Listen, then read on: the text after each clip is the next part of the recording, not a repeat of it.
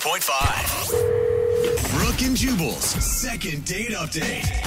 A really good way to ensure that you're probably not going to get a second date is if you're a dude and you're out with the girl that you're taking out on a first date and she says, hey, I don't really want to go anywhere else. Can we just sort of stay here? And then you go, no! You're coming with me somewhere else whether you like it or not. Good. They love that. Uh-huh. That's apparently what happened with Justin, who is on the phone with us right now. He wants to call a girl named Carla. In his email, he said that he planned a fun little date where they were going to go like bar hopping to a bunch of bars. Mm-hmm. And by the time they got to their third one, she wanted to leave it. He was like, no, we have to go to the fourth bar. I planned 4 bars. And so that's why he thinks he's not getting a call back. Justin, did you do it like that, or were you not as aggressive as I picture it? I don't think I was quite as aggressive as that. Okay. So why don't you tell us how it happened? So we're at the third bar, and we're having a great time, but she starts to complain that her feet are starting to hurt. And I didn't think too much of it. You know, like, girls complain about that all the time. Is she wearing... Now, was she wearing heels to this bar hopping date? Yeah, well, they were kind of like, not like high heels. Did you tell her prior to the date that this was what you guys were going to be doing, walking a lot? Well, no, because I wanted to surprise her, because I thought that would be more fun and kind of like an adventure, you know? If I was wearing date night heels and I had to walk to 3 different bars, it makes you feel like you want to cut your feet off. Really, sometimes it hurts that bad. Well, I didn't think it was that. They looked pretty comfortable for high heels. Do you know how many high heels have you worn, Justin? A couple, but that's another story. All right. So she was complaining about her feet hurting, but you still made her go to another bar? Yeah, because the next one I knew was going to be awesome, and it's like one of my favorite places, and I knew she would really like it. And so I'm like, come on, let's go. And she's like, oh, but my feet. I'm like, no, come on, we'll go to the other bar. It'll be awesome. She's like, I really don't want to go because my feet are killing me. Why don't you get it? And I'm like, come on, so take your shoes off and let's go. Oh, the good old Vegas So just trick. pressuring her into going to the next bar. Yeah, I offered to even carry her shoes. Okay, but if she says I like that. but if she says she wants to stay, why not just go, okay, maybe we can go to the fourth bar a different time. I don't know. I was just excited. I was excited. I was in the moment. I wanted to show her around. I guess I probably should have thought about that because she seemed pretty upset. She was kind of pissed off. So when you got to the fourth bar, was she just like done talking to you at that point? How'd you know she was upset? Yeah, kind of. Like, I went and I got the drinks, and she's, like, sitting there with her arms crossed, and she takes off her shoes, and she's, like, looking around. I'm like, hey, isn't this place great? And she's like, yeah, whatever. And Yeah, whatever. Oh, no. it was, she was, like, totally giving me the cold shoulder, and I'm like, oh, okay, maybe this didn't go as well as I had hoped. So how did everything end then after that? I got her a cab, and I, like, went in to give her a hug, and then, like, a kiss goodnight, and she was just like, bye, and she got in the cab and closed the door. Oh, that's it? That's it. No kiss. Not even like, she didn't give me a hug. Not even a handshake. Oh. Like, Not nothing. even a handshake. So she was definitely upset that you drug her to that other bar. Yeah, she like grabbed her shoes out of my hands because I was carrying them. Like, I get that she was upset, you know, her feet were sore and stuff like that, but that bar was awesome. It's like the best bar. I don't know how she was not having a good time. How did that bar not win her over? Gosh. Seriously, it's like so good. It's like there's so much going on. It's like just a party. And I'm like, look around. Forget about your feet. Look around. Look around you. Take this bar in. Enjoy it for what it is. So you definitely screwed up by doing that. Okay, I know it sounds like bad, but like before that last bar, though, we were having like such a good time. We were laughing. She was like poking fun at me and laughing. I was poking fun at her and laughing. She even like, she looked at my shirt and she was like, that's a terrible color on you. And you liked that? Well, yeah, she's like, I love someone who's honest. Because, like, you know, most first dates, it's like, you don't know what to say. It's, like, really superficial. You're talking about, you know, your job or the weather or something. Mm-hmm. But she, like, came right out and told me my shirt looked horrible. And I thought, that's refreshing. Yeah, I guess it is. I guess you're right. It was just like such a good time. How many times have you tried to get a hold of her since your date? Like 6 or 7 times. Like, I texted a lot, and I called her a couple of times, but mostly just texting. It's like you're forcing this and the last bar all together. Well, I mean, I don't understand why she wouldn't want to get back to me. Like, we had such a good time, and that bar was awesome. I couldn't even tell you. Okay. I will say, by the fourth bar, if your feet hurt, sometimes that's all you can think about. So maybe it really wasn't you. Maybe she was just legitimately in pain. All right, well, we'll play a song, come back, call her, and get your second date update, all right? Yeah, awesome. Okay, man, hang on. Moving 92.5. Brooke and Jubal in the mornings. Second date update. You know, most people, if they were out on a first date with someone and that person insulted them in the first 15 minutes, they'd be like, all right, I probably don't want to see them again. Yeah. Not Justin, though. The guy who's on the phone to do a second date update today, he went out with a girl named Carla. Shortly into their date, she said, I hate your shirt. It looks terrible on you. And instead of going like, wow, that was rude, maybe I don't want to see this girl again, he was like, oh, I love you so much. I feel like it's going to be the first time we do a second date update where I'm truly not worried about this guy's feelings. Like, we could call her, she could say something really mean, and he's going to be like, awesome. Yeah. I know. She wasn't mean. I don't think she wasn't mean. I mean, there's a difference between mean and honesty. Okay. It's sort of like if someone's like, I'm punching you, but I still love you. Yeah.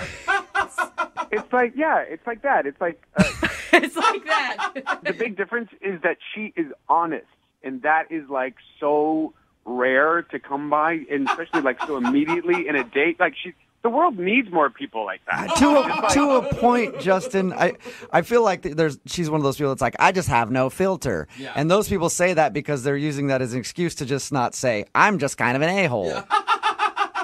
No, I think she's saying it because she cares. That's what I think. Okay. All right. Cares so much she didn't call you back. Well, I'm going to dial the phone number right now and see exactly why she's not getting back to you, okay? Okay, cool. Here we go.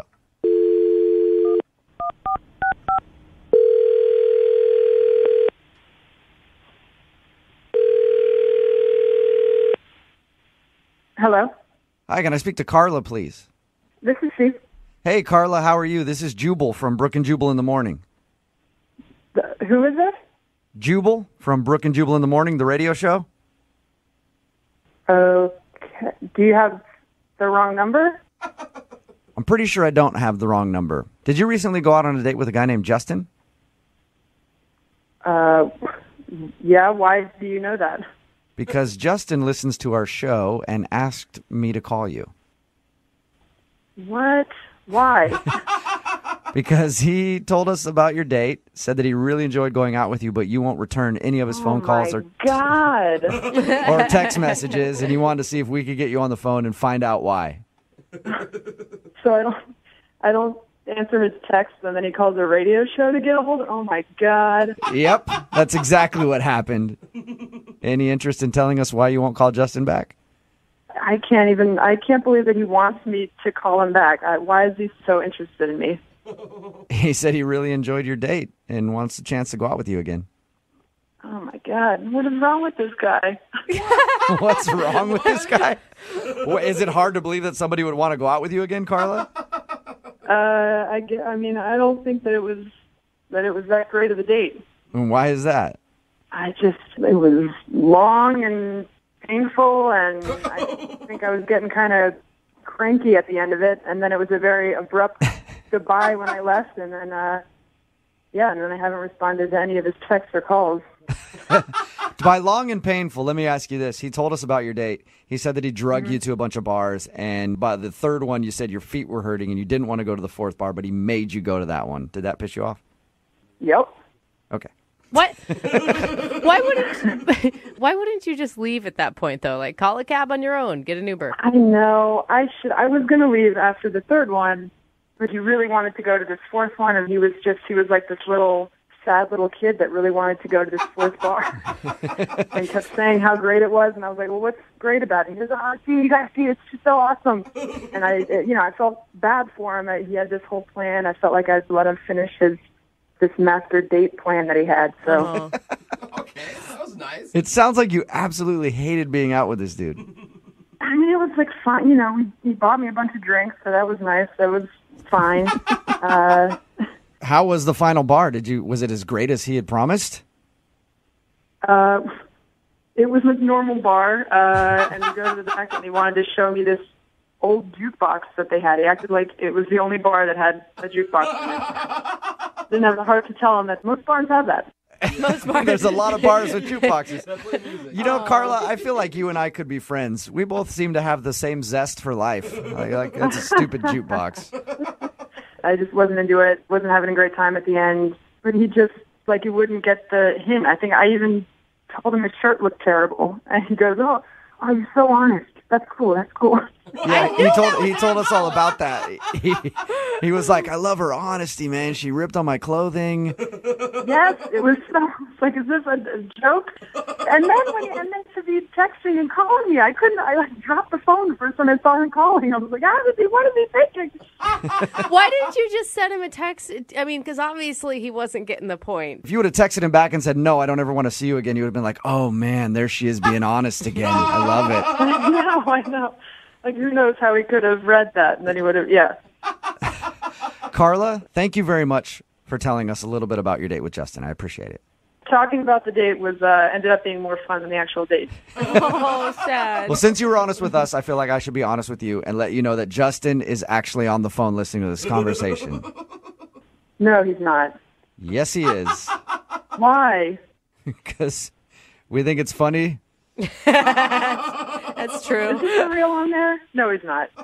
I don't understand. Oh. We so clicked. I know you're the last part wasn't so great, but the first part was really great. And I took your advice to heart. I got all these new shirts and everything. No, I just don't think that we did click though. No, but you totally got me, and that's what I was like. You were so authentic. You were so honest, and I was just like, that's amazing. That's the kind of person I want to date. That's the kind of person I want to be around. Well, that's very flattering, but I just unfortunately do not feel the same way.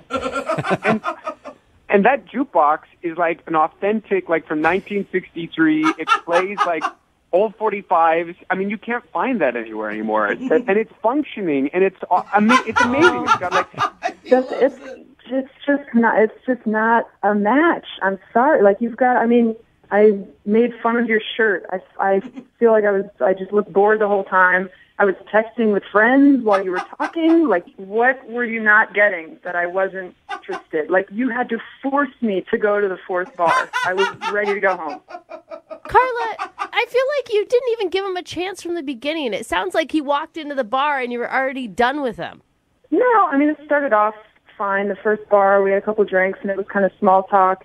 And then we got to the second bar, and that's when boredom set in, and I was just bored, but I felt bad, and I felt like I had to do, the whole bar crawl for him. I don't know. I guess I just read this wrong. I thought we were a great match. I thought we had a really good chemistry, and I don't know. I'm shocked. Yep, you're right, Justin. We are a perfect match. Really? No. Justin, I'm being sarcastic again. Come on. You got to follow along with the conversation. Hey, at this point, I think it's a great time to ask Carla if she would like to go on a second date with Justin. Carla, I will pay for a second date. Would you like to go out with Justin again? No.